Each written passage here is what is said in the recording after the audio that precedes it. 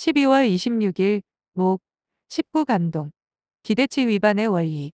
인생의 성패는 의무적으로 해야 할 일을 다 하고 난 다음에 작은 것을 추가해 상대를 감동시킬 수 있는지 그 여부에 의해 결정된다. 이민규. 자녀가 믿고 따르는 부모, 시간이 흘러도 만나고 싶은 선생님, 직원들로부터 존경받는 CEO, 그리고 정말 좋은 곳에 추천해주고 싶은 학생. 이들을 유심히 관찰하면 한 가지 공통점이 있다. 해야 할 일을 다 한 다음에 뭔가를 추가해서 상대방을 감동시킨다는 것이다. 나는 책을 쓰는 사람이기 때문에 가끔 학생들에게 원고 교정을 부탁한다. 이번에 새로 책을 내게 됐는데 교정 좀 봐줄 수 있을까? 그러면 학생들은 대개 흔쾌히 내 요청을 수락한다. 나중에 교정지를 받아보면 학생들은 세 부류로 정리가 된다. 첫 번째 부류. 기대 미달로 나를 실망시키는 부류. 대학원생인데 맞춤법도 제대로 몰라 내가 기대했던 교정을 제대로 보지 못한 학생들이다. 극소수 학생이 여기에 해당된다. 두 번째 부류. 기대를 충족시키는 학생들이다. 대부분의 학생들이 여기에 해당된다. 나는 교정 보느라 수고 많았다고 감사를 표현한다. 내가 기대한 대로 교정을 잘 봐줬기 때문에 당연히 나는 만족한다.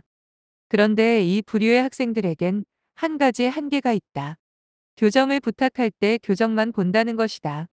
우리가 주목해야 할 부류는 세 번째 부류이다. 아주 소수의 학생들, 그들은 아주 작은 것으로 내 기대를 위반한다. 나는 이 부류를 변종 또는 돌연변이라고 한다. 이 부류의 학생들은 두 번째 부류처럼 내 기대를 충족시킨다. 그리고 1% 엑스트라 서비스, 즉 아주 작은 것을 추가로 제공해서 나를 감동시킨다. 실제로 있었던 일을 소개한다. 교수님, 교정을 다 봤는데 오늘 아침에 난 이 기사를 추가하면 좋겠습니다. 뭘까 하고 봤더니 교정지에 노란 포스트잇 한 장이 붙어 있었다. 텔레콤. 통신회사 이름 5글자가 쓰여 있기에 이게 뭐니? 하고 물었다. 어떤 사람이 휴대폰을 50만 원 주고 샀는데 마음에 안 들어서 환불을 요구했어요. 그런데 거절당했대요. 다시 요구했는데 또 거절당했대요. 무려 8번이나 거절을 당했대요. 이 사람은 화가 머리끝까지 치솟아서 친구의 벤츠 S600을 빌려 통신회사 본사 회전문을 들이받았대요. 벤츠 가격이 2억 원인데 수리비 견적이 4천만 원이나 나왔대요. 그리고 회전문을 교체하는데 1억이 든대요.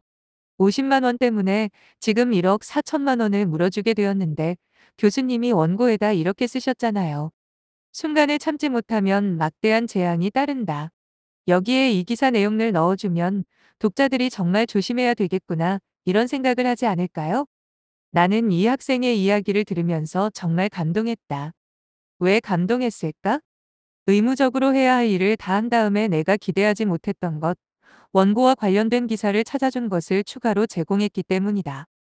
여러분이 교수이고 좋은 회사에서 학생을 추천해달라는 부탁을 받았다면 어떤 학생을 추천하겠는가? 당연히 세 번째 부류인 돌연변이를 추천할 것이다. 왜? 자연의 진화는 돌연변이들이 시킨다는 사실을 잘 알고 있기 때문이다. 교수의 원고를 진화시킨 학생이라면 입사해서 그 회사도 진화시킬 것이라고 믿기 때문이다. 사람은 어디서 누구와 무엇을 하든지 항상 세 부류로 정리가 된다.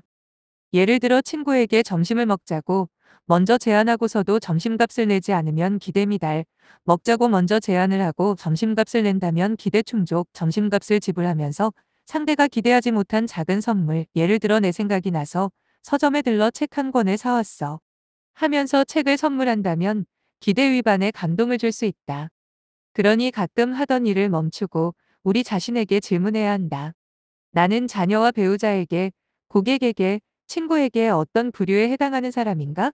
첫째, 상대방의 기대에 미달해서 실망시키는 부류. 둘째, 상대가 기대한 만큼만 해서 기대를 충족시키는 부류. 셋째, 상대가 기대한 것을 충족시키고 난 다음 상대가 예상하지 못한 작은 것이라도 추가해서 감동을 주는 부류. 소설이든 영화든 감동을 주는 작품에는 공통점이 있다.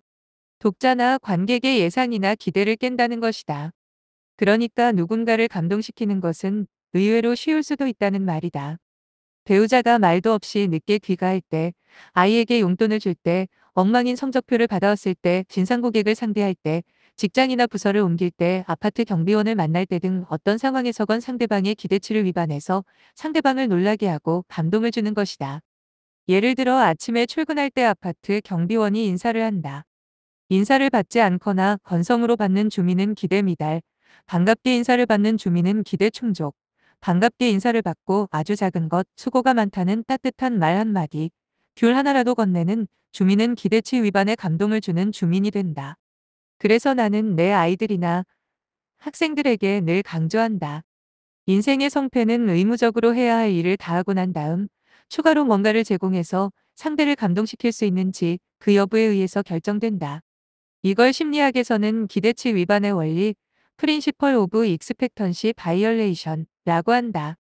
성경에서도 기대치 위반의 중요성을 이렇게 설파하고 있다. 비록 가고 싶지 않더라도 누가 너더러 우리를 같이 가자고 하거든 심리를 같이 가주어라.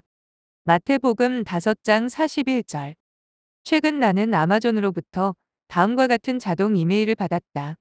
우리는 고객님께서 아마존 비디오 온 디맨드로 카사블랑카를 시청하던 중 비디오 재생이 원활하지 못했다는 점을 발견했습니다. 불편을 끼쳐드려서 죄송합니다. 이에 2.99달러를 환불해 드렸습니다. 곧 다시 뵙게 되길 희망합니다. 아마존이 왜 세계 최고의 기업이 되었는지를 보여주는 기대치 위반의 멋진 사례이다. 이 상황에서 기대 미달의 기업, 기대 충족의 기업은 고객을 이 상황을 어떻게 처리했을까? 그리고 내가 하는 일에서 이와 비슷한 일이 발생한다면 나는 어떻게 대처해야 할까? 다른 사람과 좋은 관계를 유지하면서 성공적인 비즈니스를 원한다면 기대치 위반으로 상대방을 감동시키는 연습이 필요하다. 그런데 기대치 위반으로 누군가를 감동시키고 행복하게 만들어준다면 최대의 수혜자는 누구일까? 말할 필요도 없이 우리 자신이 된다. 감동을 주려고 마음을 먹게 되면 그 순간부터 우리가 가장 먼저 행복해지기 때문이다. 오늘 상대가 기대하지 못한 뭔가를 추가해서 감동시키고 싶은 사람은 누구이고 어떻게 기대치를 위반해 보겠는가? 키포인트. 상대방을 감동시키는 것은 의외로 간단하다. 첫째, 상대방의 기대치를 추측해 본다. 둘째, 상대가 기대하는 바를 충족시킨다. 셋째, 상대가 기대하지 못한 것, 의무적으로 해야 할 일을 다한 다음에 상대가 예상하거나 기대하지 못한 뭔가를 추가로 제공한다.